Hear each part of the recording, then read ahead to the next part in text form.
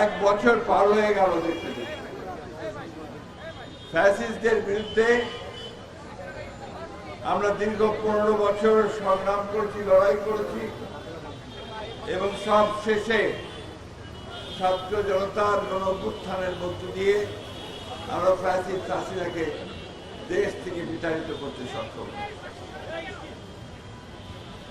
এই এক বছর পরে আজকে এই শাহবাগের এই চত্বরে দাঁড়িয়ে স্বাভাবিকভাবে আমরা সবাই কিছুটা ভাবাবেগে আপ্লুত, কারণ এই দীর্ঘ বছরে আমাদের বহু সহকর্মী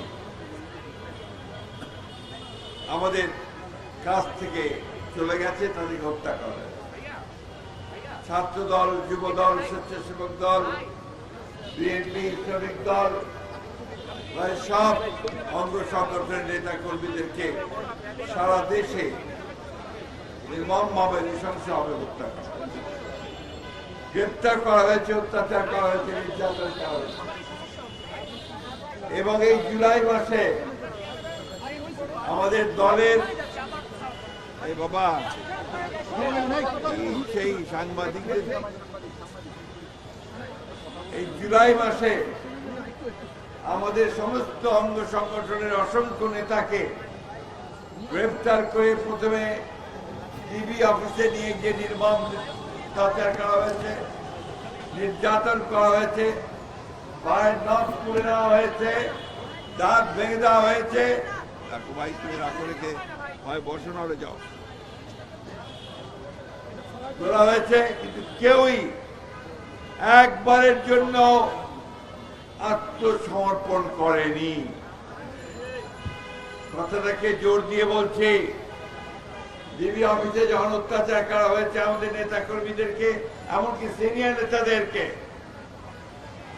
তারা একজন আরেকজনকে সাহায্য করার চেষ্টা করেছেন। প্রচন্ড নির্যাতনের পরে যখন ধাক্কা দিয়ে তাদেরকে সেই সেলের মধ্যে ফেলে দেওয়া হয়েছে, আরেকজন তার সেবা করার চেষ্টা করেছেন, শুশ্রূষা করার চেষ্টা করেছেন। প্রিয় সহকর্মীরা, সহযোদ্ধারা, এই কথাগুলো এই জন্য বলছি, আমাদের কোন নেতাই কিন্তু সেদিন কোন মুচলেখা দেন নাই। আমি এই জন্যই এতক্ষণ এই কথাটা বললাম। আজকে টেলিভিশনে, আজকে পত্র পত্রিকায় বারবার করে সেই ডিবি অফিসের ছবি দেখানো হয়।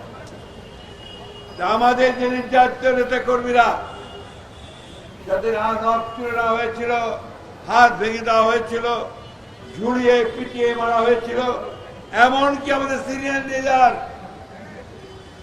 টুকু সাহেবকে পর্যন্ত সেদিন ছাড় দেওয়া হয়। কই আমাদের সাংবাদিক ভাইরা তো তাদের ছবি চাপে না। আমি অনুরোধ করব, প্লিজ, কালোকে কালো বলবেন, সাদাকে সাদা বলবেন, এবং যার যে অবদান আছে সেই অবদানকে স্বীকার করবেন। আমরা কেউ এই মুচলেখা দেয়নি, কোন অত্যাচারের মুখও দেয়নি। বন্ধুগণ, আজকে এই দিনটি এই জন্য আমাদের কাছে খুব অত্যন্ত গুরুত্বপূর্ণ। আমি এখনই মুন্নাকে জিজ্ঞেস করছিলাম যে এই আন্দোলনে, এই জুলাইয়ের আন্দোলনে যুব দলের কয়জন শহীদ হয়েছে? সে বলল ৭৯ জন। ছাত্র দলের তার কয়েকদিন আগে প্রোগ্রাম করেছে, ছাত্র দলের ১৪২ জন।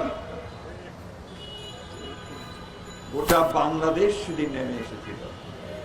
শুধুমাত্র কোন কয়েকটি দল, কয়েকটি ছেলে, ছাত্র নয়, সেই ৫ বছরের শিশু থেকে শুরু করে ৯০ বছরের বৃদ্ধ পর্যন্ত সেদিন এই ফ্যাসিস্ট হাসিনার বিরুদ্ধে রাস্তায় নেমে এসেছিল বন্ধুরা।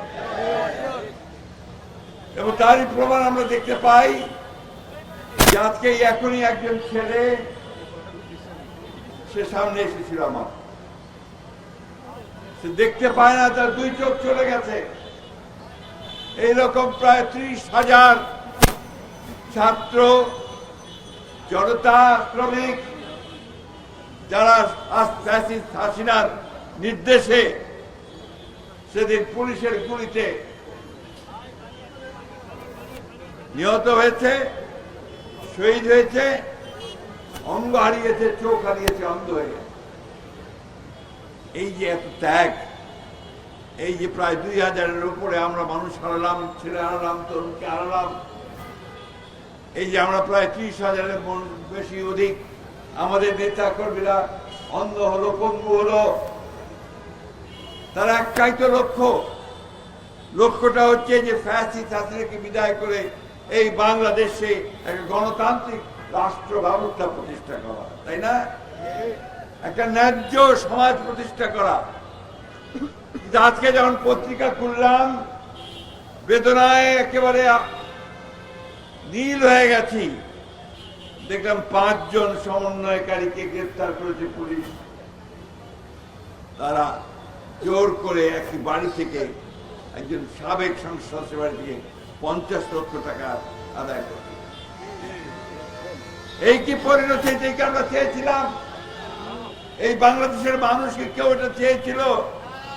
সুতরাং এত তাড়াতাড়ি যদি এই ঘটনা ঘটে, 1 বছর হয়নি, তাহলে আমাদের ভবিষ্যৎ কি?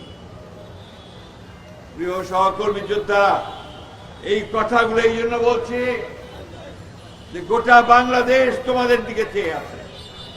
এই তরুণ যুবক যারা বন্দী দিয়েছে, যারা পাল্টে দিয়েছে সেই হাসিনার ক্ষমতাকে, তাকে দূর করে দিয়েছে দেশ থেকে, তাদেরকেই তো এখন এই দেশ গড়ে তুলতে হবে, তাদেরকেই তো এখন এই দেশকে নির্মাণ করতে হবে এবং তাদেরকে ভবিষ্যতের একটা সুন্দর বাংলাদেশ তৈরি করতে হবে, ন্যায্যতার ভিত্তিতে, মানবতার ভিত্তিতে।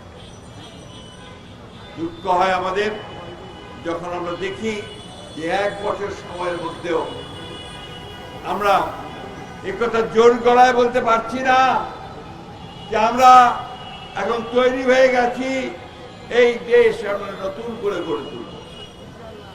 আমাদের নেতা তারেক রহমান সাহেব সেই সুদূরে দিন রাত 24 ঘন্টা তিনি আমাদেরকে নির্দেশ দিয়েছেন, সংগঠিত করবার চেষ্টা করেছেন, আমাদেরকে আন্দোলনে নামিয়ে এই আন্দোলন করে এখন তিনি চিন্তা করছেন, কাজ করছেন যে এই বাংলাদেশকে কি করে গড়ে তোলা যায়। আমাদের নেতৃত্বে সত্যি বেগম খালেদা জিয়া, তাকে কারাগারে পাঠানো হয়েছে মিথ্যা মামলা দিয়ে। 6 বছর আগে থেকে তিনি কারাগারে ছিলেন। সেই পরিত্যক্ত কারাগারের একটা অন্ধকার প্রকোষ্ঠে শুধু নয়, সুয়েরেজ প্যাসেজের একটা ঘরের মধ্যে তাকে রাখা হয়েছিল। এই কথাগুলো এখন কেউ বলে না। কই আমাদের সাংবাদিক ভাইরা তো বেগম খালেদা জিয়ার এই বিষয়গুলো নিয়ে তারা প্রোগ্রাম করছেন না। আমি অনুরোধ করব দয়া করে এই মহিষী মহিলা, যিনি বাংলাদেশে গণতন্ত্র প্রতিষ্ঠার জন্য তার সর্বস্ব ত্যাগ করেছেন, তাকে নিয়ে আপনারা কথা বলুন। বন্ধুগণ, আজকে দুর্ভাগ্য আমাদের যে আমরা এমন কতগুলো বিষয় নিয়ে তর্ক বিতর্ক করছি, এমন কতগুলো বিষয় নিয়ে আমরা নিজেদের মধ্যে কোন্দরে লিপ্ত হয়েছি, যা বাংলাদেশকে আরো পেছনে ঠেলে দিতে পারে, ফ্যাসিস্টদেরকে শক্তি যোগাতে পারে, ফ্যাসিস্টদেরকে সুযোগ তৈরি করে দিতে পারে, আবার নতুন করে বাংলাদেশের উপরে চেপে বসা। আমি এই কথাগুলো এই জন্য আজকে বলছি, এখানে যারা আছে সব আমাদের সামনের সারির যোদ্ধা, তারা আমাদের ভবিষ্যৎ, তারা আমাদের ভবিষ্যৎকে নেতৃত্ব দেবে। বন্ধুগণ, আরেকটা কথা বলি, একটা কথা আছে ইংরেজিতে, পারসেপশন, পাবলিক পারসেপশন, জনমত, জনগণের ধারণা, এটাই কিন্তু রাজনীতির মূল নিয়ামক। জনগণ কি ভাবছে? ওই যে আমার ভাই ওখানে ভ্যানে ফল বিক্রি করছেন, অথবা আমার ভাই যে রিক্সা নিয়ে দাঁড়িয়ে আছেন, রিক্সা চালাচ্ছেন, অথবা আমার ভাই যিনি সবজি বিক্রি করছেন, তিনি কি ভাবছেন? আপনারা কি কখনো তাদের কাছে গিয়ে জিজ্ঞেস করেছেন এখন যে ভাই যুদ্ধ তো হয়ে গেল একটা, আমরা তো হাসিনাকে তাড়ালাম, এই যে গ্রাফিতি করছি, ছবি আঁকবো, ছবি লিখবো, বই বই ছাপাবো, আপনার মতটা কি? বাংলাদেশের পরিবর্তনটা কি হলো? জিজ্ঞেস করেন তাকে। যদি সত্যিকার অর্থেই এই দেশের পরিবর্তন করতে চান তাহলে তাকে জিজ্ঞেস করতে হবে যে সে কি চায়, আমার গ্রামের কৃষক কি চায়, তার অবস্থার কতটা পরিবর্তন হয়েছে, আমার এই ক্ষুদ্র ব্যবসায়ী তার ব্যবসার কতটা পরিবর্তন হয়েছে। বন্ধুগণ, এই কথাগুলো বলছি এই জন্য যে আজকে এই কথা বলার প্রয়োজন এসে গেছে। এই কথাগুলো বলা খুব দরকার। বর্তমান সরকার যারা প্রতি মুহূর্তে সংস্কারের কথা বলছেন, রাজনৈতিক দলগুলোকে দোষারোপ করার চেষ্টা করছেন ইনডাইরেক্টলি যে আমরা কোঅপারেট করছি না, কথাগুলো সঠিক নয়। আমরা সারাক্ষণ তাদের এই সংস্কার কর্মসূচির সঙ্গে আমরা সহযোগিতা করছি। আমরা সারাক্ষণ সবাইকে নিয়ে কাজ করতে চাই। কই হাসিনার বিচারের তো এখন পর্যন্ত তেমন কিছু আমরা দেখতে পেলাম না। কেন পেলাম না? 1 বছর হয়ে গেল, হাসিনার বিচার কাজ পুরো শুরু হয়ে গেল, এখন পর্যন্ত তো সেই সমস্ত হত্যাকারীদের যারা প্রকাশ্যে হত্যা করেছে, আপনার বিবিসি তার অডিওতে দেখাচ্ছে যে হাসিনা নির্দেশ দিয়েছে গুলি করো, লেটার ওয়েপন ইউজ করো।